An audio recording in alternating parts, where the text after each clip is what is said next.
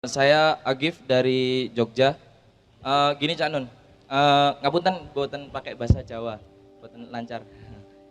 Eh, kan saya di Jogja itu sebagai mahasiswa. Kemudian saya pernah mensurvei ke ini tentang agama. Kemudian saya pernah survei ke Bihara, tempat tempat ibadahnya orang Buddha. Kemudian saya pernah ke gereja, ke tempat ibadahnya orang Kristen. Itu sejatinya kalau yang saya survei dan saya tanya-tanya tentang ke biharanya itu bahwa agama Buddha juga mengajarkan tentang kebaikan, tentang kebenaran. Kemudian di Kristen juga mengajarkan tentang kebaikan dan kebenaran. Kemudian saya sendiri Islam itu mengajarkan tentang kebaikan dan kebenaran. Apakah sejatinya semua agama itu mengajarkan kebaikan, apa kebenaran? Apakah ada yang lebih kebaikan, agama yang lebih baik lagi? Itu gimana Cak Nun? Kemudian apakah semua tentang agama itu bisa dipikirkan dengan akal? Itu, terima kasih. Oke, dua jawaban. Karena supaya langsung pikirannya nyambung ya, Rek, ya. Tak jawab langsung. Pertama, agama itu gaenane sapa?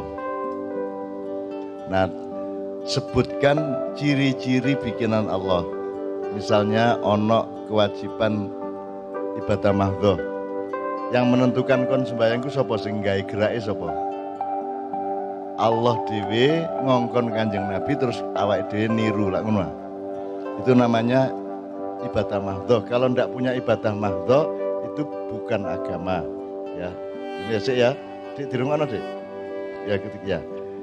Oke, tapi itu juga ndak perlu dipersoalkan. Saya kasih yang kedua aja. Karena Allah kan secara bertahap menurunkan nabi-nabi. Puncaknya atau mutakhirnya khotamal ambiyanya siapa? Nabi Muhammad. Nah, saat durungnya Nabi Muhammad itu Islam tak duduk. Yang dibawa Nabi Musa Islam bukan? Yang dibawa Nabi Isa, yang dibawa Nabi Daud, yang dibawa Nabi Ibrahim, bahkan Nabi Adam dewi Muslim tak gak? Malaikat Muslim tak gak? Nah, jadi agama jane ono piro? Nah, tapi aja ngomong untuk toleransi ke Indonesia, anu itu disimpan dewi nek jero atimu. Gampangane ngene. Islam itu kelopo. Jadi Kanjeng Nabi itu wis jangkep al yauma akmaltu lakum dinukum wa atmamtu alaikum ni'mati wa raditu lakumul Islam madina. Jadi ku nek ibarat wititan iku wis kelopo. Sebelum kelapa dia apa? Sebelum kelapa apa? Anda kenal kelapa enggak? Sebelum dia kelapa dia apa?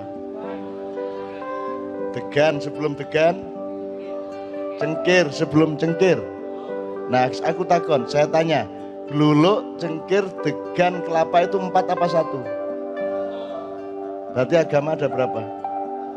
Nah, Islam itu kelapanya, yang lain-lain itu masih degan, masih cengkir, masih geluluk. Cuman karena dunia tidak paham agama, ono sing agama geluluk, ono sing agama cengkir, ono sing agama degan, sampean beragama kelapa. Monggo sak karepe dhewe, nek kate ngrakoti bluluk ya krakotono kono. Ketika jadi kelapa sudah jelas strukturnya dan sudah jelas manfaatnya. Kalau batoknya manfaat apa, sabutnya manfaat apa, airnya manfaat apa, kerambile manfaat apa, belarae, janure, glugune semua sudah bermanfaat. Maka dia menjadi lambang dari Praja Muda Karana atau Pandu. Gitu ya. Gitu ya. Oke ya, jelas ya. Tapi Anda cari sendiri, jangan saya disuruh berfatwa kepada Anda. Karena saya bukan tukang fatwa. Dan saya tidak mau nambah-nambahi kontroversi atau pertentangan antara fatwa satu dengan yang lainnya. Pokoknya Anda belajar sendiri. Yang mana yang agama, yang mana yang bukan agama. Tapi kalau bukan agama gak usah kok tuduh, kamu lah bukan agama, gak usah gitu. Ono arek kok gak tapek ganteng, gak usah ngomong, kono gak ganteng sih. Kono kok rodok merongos ya apa, gak usah ngono ya. Dan tidak apa-apa, hormatilah semuanya karena semua adalah ciptaan Allah Subhanahu wa taala, gitu ya. Tepuk tangan untuk teman kita dari Jogja. Berikutnya. Tapi kita batasi ya, 2 lagi ya Mas ya, mohon maaf ya. Tanya. Ada yang dari sini dulu. Tolong yang dari santri dulu ya, enggak apa-apa. Sampean dulu terus santri ya. Oke. Nama Asal saya, cepet boleh, 4 boleh. Assalamualaikum warahmatullahi wabarakatuh. Biasa dipanggil Kang Husin dari Lampung. Kami ingin menanyakan tentang permasalahan dua perkara yang memang baik tapi sama-sama memiliki kelemahan. Untuk tentang menghafal Al-Quran kan itu sebenarnya juga baik. Cuma itu kadang kebanyakan kasus ini yang menghafal Al-Quran ini tidak mengerti seperti halnya tadi yang dicontohkan, seperti kata-kata wa ma arsalnakum illa tadi terusannya. Nah itu kan adanya adat hasar ataupun apa, seperti contoh la ilaha illallah dengan Allahu ilahun atau apa gitu. Nah ini kan untuk Al-Quran ini juga memiliki kelemahan tersebut. Ketika ditanya tentang permasalahan yang lebih spesifik seperti itu kan tidak mengerti. Terus untuk yang mengkaji ilmu pengetahuan pun juga seperti itu. Memang mengerti hal tersebut tapi dia juga hafal Al-Quran. Nah ini ketika ada dua pilihan, disuruh menghafal Al-Quran atau mempelajari ilmu pengetahuan dulu, ini yang lebih dianjurkan untuk didahulukan, ini yang mana? Karung, wah repot sih. Lapo kata dijisikno kita iku kon ya karo-karone ae. Memang baca Quran 24 jam.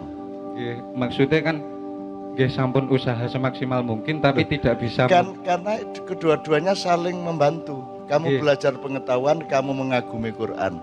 Kamu menghafalkan Quran, kamu menjadi lebih tahu. Kan kedua-duanya sama. Maksudnya ini itu tidak mampu untuk mengejar kedua-duanya, hanya mampu mengejar salah satunya saja. Maksudnya dari kami itu hanya memiliki kemampuan untuk jika mengejar ilmu pengetahuan ya mencari ilmu pengetahuan saja. Kalau nyambi itu terlalu berat. Oh maksudnya kalau waktunya diserap untuk sekolah resmi gitu. Maksudmu sekolah umum apa sekolah hifdzul Quran atau gimana? Maksudnya ini lebih ke mempelajari ilmu pengetahuan tentang agama atau lebih ke hafalannya gitu? Kedua-duanya. Wong hafal Quran kan tidak harus hafal Quran seluruhnya. Ada kewajiban menghafalkan Quran seluruhnya. Lah tidak ada. Ayat-ayat tertentu tok yang memang baik dan membantu pengetahuanmu juga baik. Kalau Anda mempelajari pengetahuan tanpa Al-Quran juga tidak akan luas. Kalau Anda mempelajari Al-Quran tok tanpa pengetahuan yang lebih luas juga Al-Qurannya menjadi mandek gitu. Jadi menurut saya kedua-duanya. Bekerja atau belajar dulu. Ya kon kari milih learning by doing atau doing by learning, tapi kedua-duanya. Ya dipikir nomena ya. Kon kenapa harus milih salah satu sih?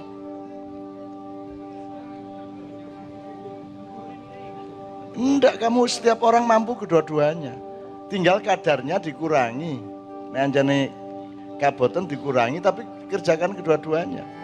Karena mau enggak mau pikirannya akan ke kedua-duanya.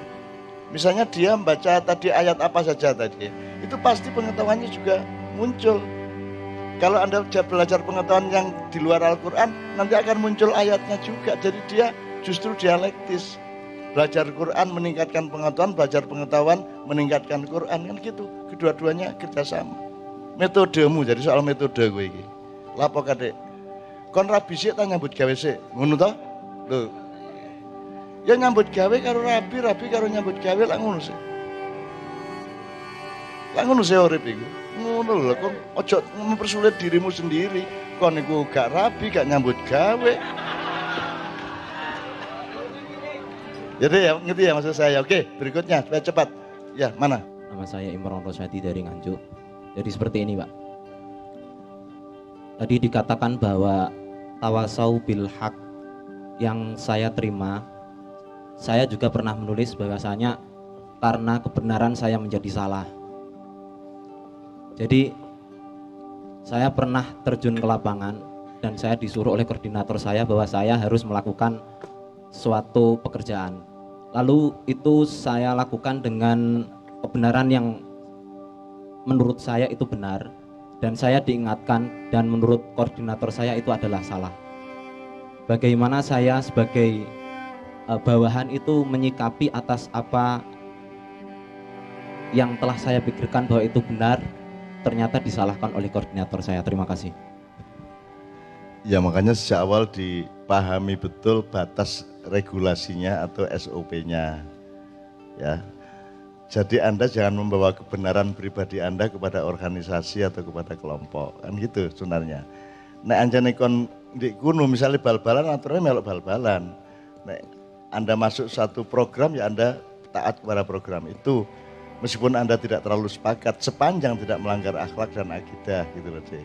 Jadi ojo egois, wong sekolah ae, Dek. Kon dadi sarjana nggawe skripsi, iku ojo kok paksakan pikiranmu. Pokoknya sing kira-kira nggarai dosenmu ngelulusno awakmu ngene lho. Ngono ae, ojo adek kok lawan, ojo adek gede-gede pikiranmu dhewe kok tono iku dosenmu gak paham kok tambah gak lulus kon. Jadi orang sekolah itu tujuannya menurut saya adalah membahagiakan ibu dan bapakmu nomor satu. Nomor loro baru golek ilmu. Dan ilmu tempatnya tidak hanya di sekolahan. Bahkan sekolahan itu mempersempit ilmu sebenarnya. Sekolah-sekolah modern itu membuat Anda menjadi lebih sempit sebagai manusia. Jadi tujuannya kon kuliah iku loro, siji membahagiakan ibu dan bapak, loro cek gampang nyambut gawe. Ngono lho rek. Perkara ilmu karo Quran kon, ngono lho. Ngono ya Dek ya. Nah, jadi Anda juga jangan egois. Tidak harus, dan ngono kon dadi ketuane ae, koordinator ae. Wong kon nganggota kok kate ya apa meneh, Dek ya.